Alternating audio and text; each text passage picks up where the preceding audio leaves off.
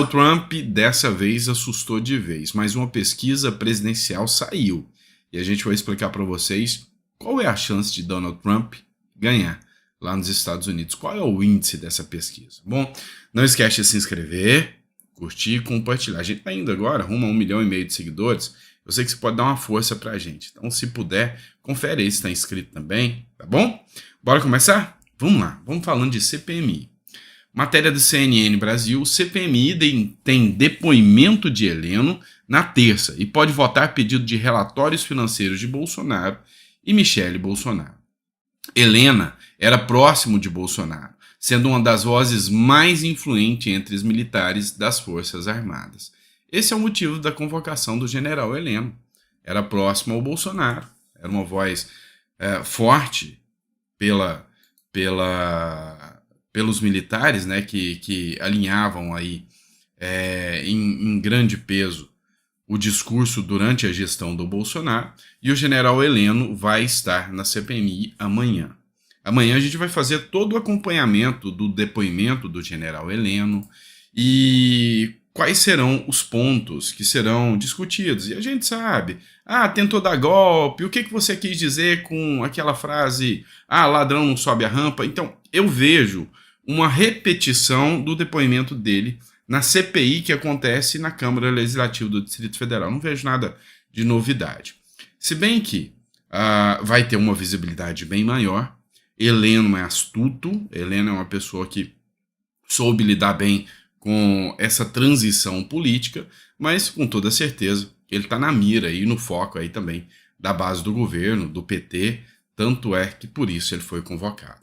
Já quanto aos relatórios financeiros de Bolsonaro, Bolsonaro mesmo já se antecipou e entregou relatórios, contas bancárias, tudo isso para a própria justiça. Ele protocolou o pedido lá no STF, já entregando todos os relatórios. Mas vamos ver o que vai dar disso, né? Então, a gente vê que efetivamente a CPMI dos atos do dia 8 de janeiro deveria se chamar CPMI de entorno de Bolsonaro, porque só vem buscando o entorno de Bolsonaro. E Bolsonaro vai comparecer à CPMI, Sandro? Eu acho muito pouco provável. A esquerda está muito bem alinhada, e aí o Reinaldo Azevedo, aqui numa matéria do UOL, ele já escancarou muito bem que não vai ser estratégia da oposição trazer o Bolsonaro na CPMI. Olha só o que diz o Reinaldo Azevedo, com aquele tom de militância que ele tem, né? Bolsonaro na CPMI seria um erro, faria discurso da vítima e até choraria. E aqui ele profere alguns xingamentos contra o Bolsonaro, coloca uma foto para chamar a atenção de lobo em pele de cordeiro. É o Reinaldo Azevedo, né, gente? Que nutre aí uma objeção e uma oposição muito grande ao ex-presidente Bolsonaro e hoje é um aliado, é um dos que tem uma defesa assoberbada da gestão petista. Pouco se lembra o quanto ele já foi um crítico dessa gestão. Então, vamos fazer a análise, né? Ataca a Lava Jato, ataca qualquer um que se opõe ao governo petista e elogia tudo que o PT faz. Esse é o Reinaldo Azevedo de hoje, que eu acompanho porque a gente tem que estar sempre olhando. Então eu acompanho algumas falas dele, do Vila, da Vera Magalhães, para a gente poder estar olhando qual o contexto todo do cenário político. Afinal, eu tenho que estar imparcial aqui e expondo para vocês da forma mais coerente possível. Vamos falar de Trump agora, tá? O ex-presidente norte-americano vem apavorando, deixando em polvorosa toda a esquerda, porque ele representa um dos maiores nomes da direita mundial.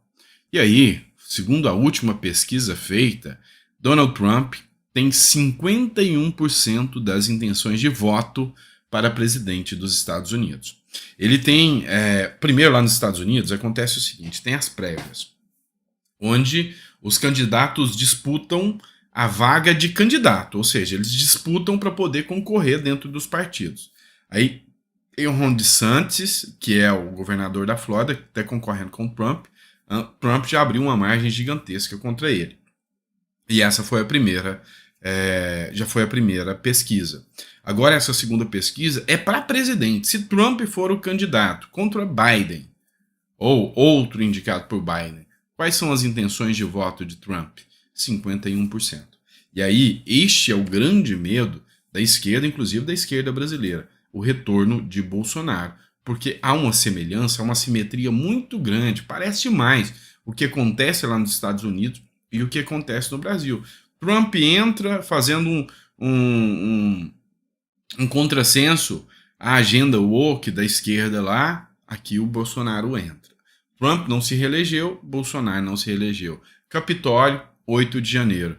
Trump, com alto índice de pesquisa e a insatisfação pública e popular com Biden, aqui no Brasil, a insatisfação com Lula já começa a crescer.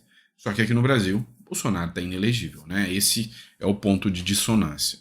Vamos falar agora do Gustavo Gaia. A Procuradoria-Geral da República quer que o STF ouça deputado Gustavo Gaia por discriminação contra africanos durante uma entrevista. Olha só, durante uma entrevista que aconteceu no podcast Três Irmãos, do Tio Roy e do Robertinho, inclusive eu até já participei desse podcast há muito tempo atrás, participei agora também do podcast, o Gustavo Gaia, ele falou sobre a capacidade cognitiva das pessoas por desnutrição, ou seja, a pessoa que passa fome, a pessoa que está em dificuldade, ela não tem um discernimento político muito grande. As falas dele foram nesse sentido. E aí, por isso, as ditaduras crescem. Eu não vejo assim um intuito, a vontade, o ânimos do Gustavo Gaia em momento algum de ofender os africanos ou ofender mesmo a população brasileira. Falo que o brasileiro está indo nesse sentido porque o brasileiro está mais empobrecido também. O que é questionável até esse ponto que o Gustavo Gaia falou, porque até então o Lula entrou e deu uma melhorada econômica. O próprio Banco Mundial ele deu pontos de informações que foi o melhor país no combate à pobreza durante a gestão da pandemia. Então o Brasil veio fazendo medidas para tirar pessoas da extrema pobreza, da miséria. E aí ele ligou isso aqui no Brasil também. E nesse ponto eu discordo um pouquinho. O brasileiro é porque não se interessava por política. Agora a coisa está mudando. E não foi falta de cognição. Foi um ataque, um bombardeio da grande mídia, foi um ataque, um bombardeio também da imprensa, dos institutos, né, do mesmo judiciário, com várias liminares, falando que caso A ou B era fake news, o que depois demonstrou que não era. Então, assim, eu espero que o Gustavo Gaia consiga resolver isso, esclarecer em bom tom que o intuito dele não era esse, que não teve o intuito de forma alguma em expor, em humilhar ou praticar o racismo. Eu espero do fundo do meu coração que o Gustavo Gaia possa comprovar isso. A minha preocupação é no STF. Será independente essa análise? Será independente essa oitiva? Eis a questão, tá? Eis a questão. Então a gente vai analisar. Lembrando que foram 2 pedidos realizados, foram feitos as solicitações ao PGR e o PGR aqui manda que o STF, ou solicita, né, que o STF ouça Gustavo Gaia, e a probabilidade que isso aconteça é gigante, tá bom? É isso, pessoal. Grande abraço. Obrigado por tudo. Se você acha que o nosso conteúdo está relevante, não esquece de dar uma ajuda para a gente, compartilhando, mandando para mais pessoas. Se você acha que a gente deve tratar de um tema específico, fala para a gente. A gente trabalha aqui com uma visão, sabe, ponderada. A gente não vai para radicalismo, embora a gente consiga entender literalmente que é assustador o clima político que a gente vive hoje.